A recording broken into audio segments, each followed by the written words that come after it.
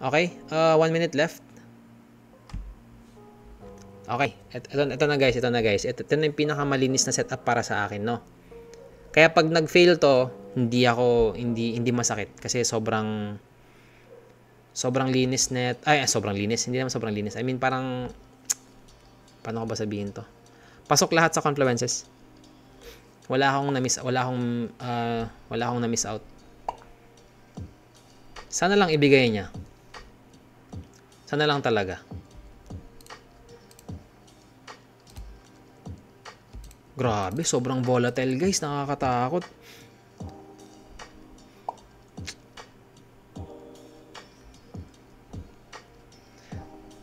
Okay?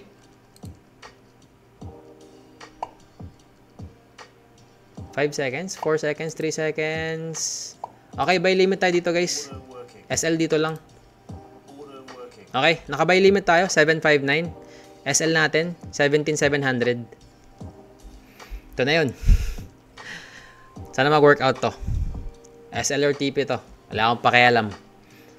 Ang mahalaga, hindi ko tinake yung mga supposedly trades ko kanina. Okay? Good luck. Tapos, TP natin. Saan ba pwede mag-TP dito? Okay, I'm in guys. I'm long 1 contract. Wait lang. Saan pwede mag-TP dito?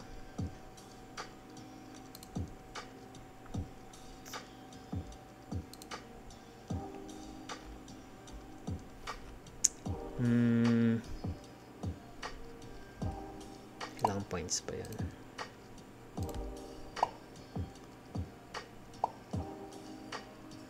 $100 points.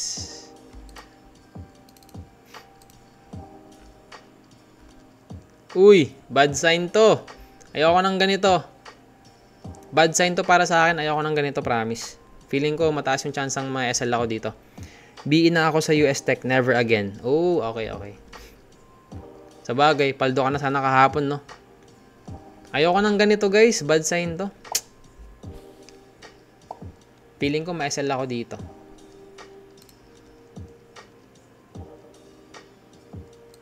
Ayoko ng ganun.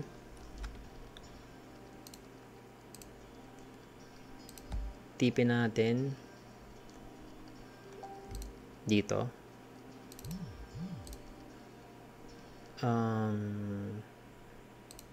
Dito lang. Dito lang.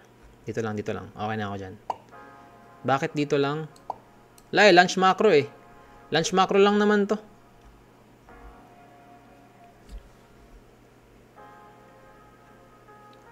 Another bad sign.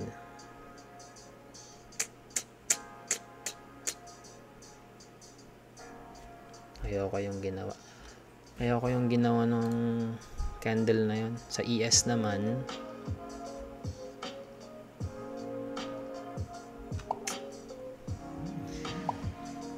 ay nako.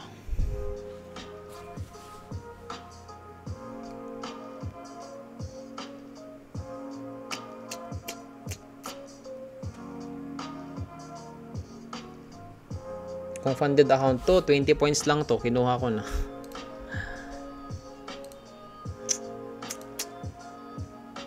Maabot na ba ako ng 20 points? 26 points pa. Nice.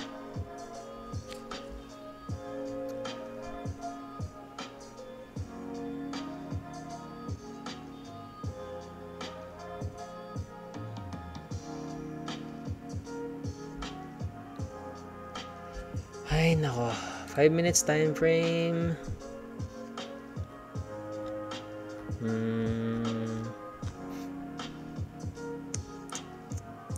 Oo. Para sa akin, okay na yung TP na yan kung sakali. Walang pangit na nang ginagawa ng 5 minutes time frame na to. Ayoko yung ganito. Mataas yung chance na ma-SL ako dito.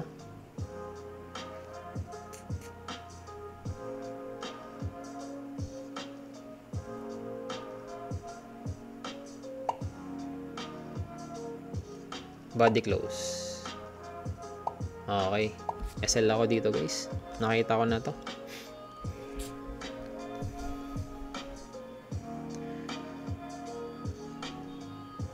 May SL ako dito.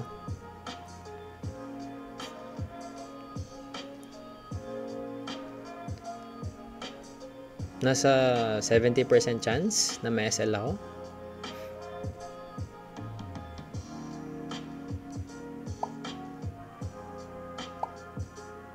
Ba't hindi mo pa i-out kung alam mong may SL ka? Kasi may time na ganito yung nangyayari. Di ba? Lumapit siya dito. Tataas muna siya ng konti dito bago niya tuloy yung ibababa. May ganun. May ganun nangyayari. 70% chance na may SL ako. Kakapit tayo sa 30% chance. Uy, patapos na yung 5 minutes candle. Ayun lang. Yun lang.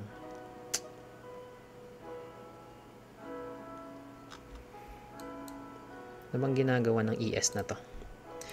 ES, anong ginagawa mo?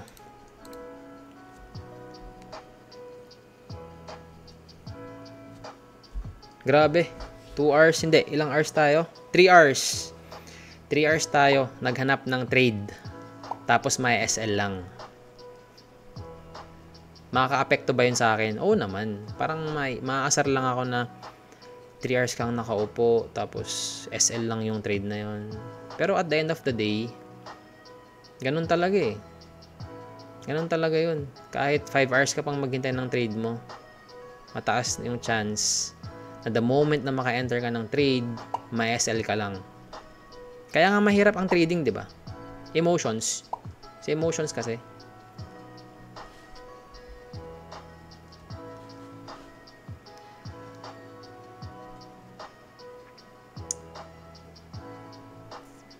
Grabe yung volatility ah. Grabe yung volatility oh. Lapit na kasi mag-1 eh. Nasa macro tayo. Sa macro time tayo. It's either isang malaking slap pababa, SL, or isang malaking slap pataas, TP. Yun lang yun.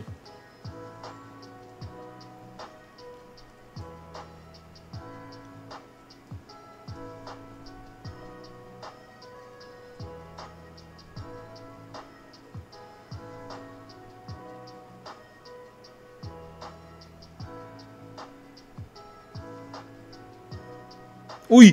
Uy, bakit hindi nag-close yung trade ko? Ayun. Okay. Nakita nyo yung may delay? Okay, SL tayo guys. Ganyan talaga.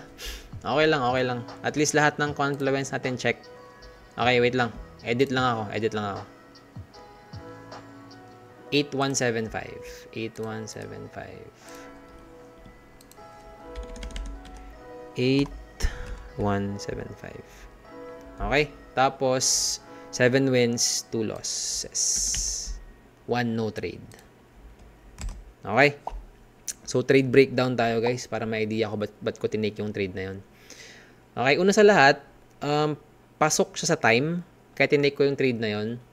Tapos, meron tayong binabantayan na PDH pa rin dito tapos naging equal kasi siya. Okay? Naging equal high siya. Kaya mataas yung chance na tataas yung price dito pag ganito. Tapos, nakakita ako ng SMT dito sa 5 minutes time frame. Wait lang, pakita ko sa inyo. Eto. Line, tapos 1:15 PM. Yan. Nag-lower low yung ES. Okay, nag-lower low yung ES. Tas kanina 1:15. Hindi nag-lower low yung NQ. Yan. Okay? Isang rason yan kaya tinake ko. Ngayon, pumunta ako sa 1 minute time frame. Okay? Meron tayong 1 minute MSS dito. 1 minute market structure shift. Asan dyan yung swing point na na-violate niya? Ito. Okay lang kahit alin dyan. Tapos nag-iwan siya ng FVG. UB FVG. Okay? Naglong ako sa area na to. Tapos SL pa rin tayo. Pero ganun talaga. Okay, ganun talaga. One trade lang ako. Hindi na ako mag-trade bukas ulit. Ano yung gusto kong makita na gagawin ng price? Kukunin niya yung low. Wait lang. Anong oras pa to? Saan na yun? Eto guys. Eto. Etong Asia low na to. Ay, nakuha na pala. Nakuha na ba? Ayun. Okay na. Okay na guys. Nakuha na. Nakuha na yung Asia low na. Yung sinasabi kong liquidity area kanina. Yan. Okay na, nakuha na. So, pag ganito, wala na. Hindi ko na alam kung anong gagawin ng price. It's either tataas siya, magkokonso dito, or babagsak siya hanggang sa mga relative equal lows na to. Yan. Tapos ito. Yun. Okay. Sa wakas, tapos ang Tuesday guys. Loss. Okay lang yan. Okay lang yan. Walang problema. At least, yung loss kanina na imbis na 1.4 plus trailing drawdown 1.8. So, yung 1.8 sana na loss, naging 1.1 lang. Okay na yun. Flawless execution na yun. Yung pag-minimize mo ng loss mo. Part ng trading yun. Skill yun.